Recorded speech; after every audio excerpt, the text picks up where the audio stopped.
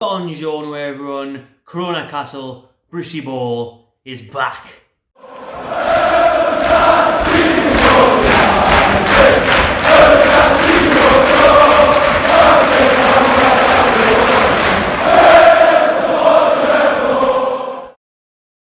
Yes, the game is going ahead. We think so, anyways. It's now Thursday evening, past 5 o'clock, and there's still no official word, but obviously it means it must be. We know the referee. We've had an interview with Matt Ritchie the day. There was no official statement saying, this is what's happening, now we're going to play on Saturday. 3 o'clock kick-off. It's been ages since a 3 o'clock kick-off at home at St James's Park. Feels like years ago, back when the world was slightly normal. But like I say, Sky and BBC are reporting that the game will obviously go ahead. Players have been back in training since Wednesday, not long. They had about 12, 13 days off. Matt Ritchie in that interview said that's a bonus. They've had a nice little rest, playing a bit FIFA at home and whatnot. I mean, it's not like we do much training anyway, is it really, when we do prepare, because we never prepare for the opposition. Brucey never looks at who their best player is, how they're going to play, just turn up, see what happens, Let's hope Saint-Maximin turns up this weekend. That'd be a nice change as well. Wasn't fit for the game at Palace. Who knows what team is going to play? Who knows who is going to be fit? Who hasn't got Rona this weekend? It's going to be an interesting one. You could see fucking Elliot Anderson playing. You could see anybody playing. He might have it, At least Joe Linton and Callum Wilson don't have it. They've been pictured training. Them two can link up again. They're going to get the win for Newcastle. See it now. I was so happy when Wilson posted that picture of him in training. Joe Linton was featured in one of the ones that was released at the training ground. So two of the main ones there really for me, because I really want to see them link up together again. Don't want to break that partnership that worked so well away at Palace a couple of weeks ago now. It's their chance to continue that form against, in my opinion, the worst side in the Premier League. Bilic, I think, is doing a good job with what he's got at West Brom. I mean, I'd rather have Bilic than Bruce. You'd rather have, Barry Manilow than Bruce.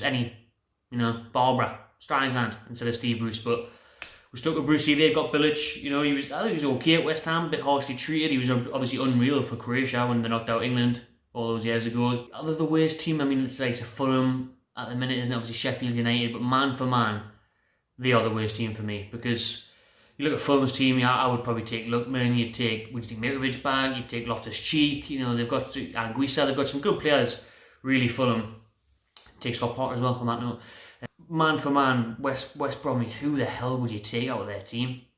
Man for man, worst team in the Premier League. For me, the stats that I'll go through in a minute back that case up. I mean, I thought Dean Gonner was a good sign. I thought Newcastle could have maybe looked at him. He got off to a pretty good start. He scored that screamer away at Goodison Park. He hasn't really done much since then. He doesn't really start much either. He probably will this weekend though, because Brucey gets lucky again. Yes, we're so lucky that we didn't have to face Zaha the other week, because Zaha demolished West Brom in their last game. Get into that in a minute. But Mateus Pereira is missing for West Brom on the weekend. He's their key player. He's their Saint-Maximin. He's their creative outlet. He's got all the best stats for touches in the final third, opposition box, creating chances, assists, that kind of thing.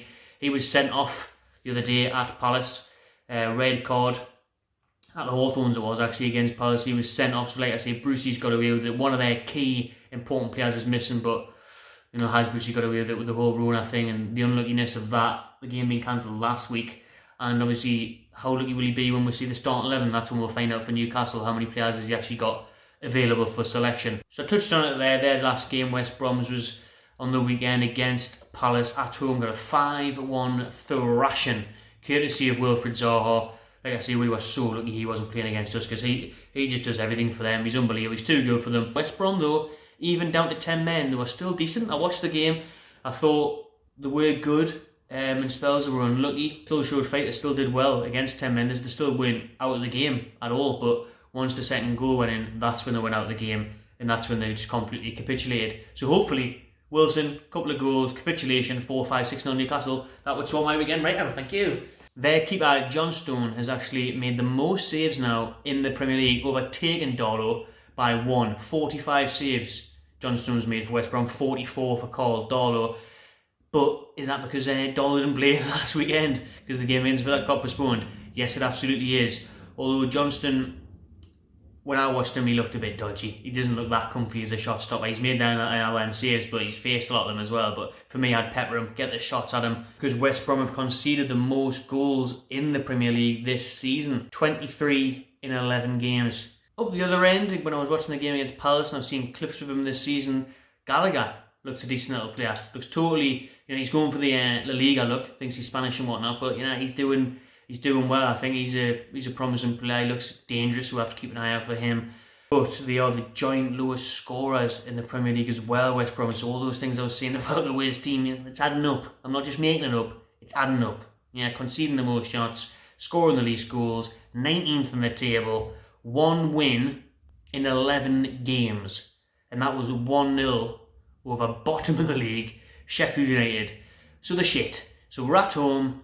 Let's hope we've got some players fit. Some starting 11 players. We obviously know Wilson Joelinton should be in there. Matt Ritchie might come in. Is Lascelles going to be back? Is Shelby going to be there? Saint-Maximin going to be back after he missed the game against Palace?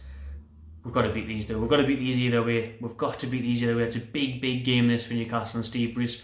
That game in hand, losing it last week, not playing, means we've dropped further down the table. We can potentially go 10th, I think, joint with Wolves or just above them.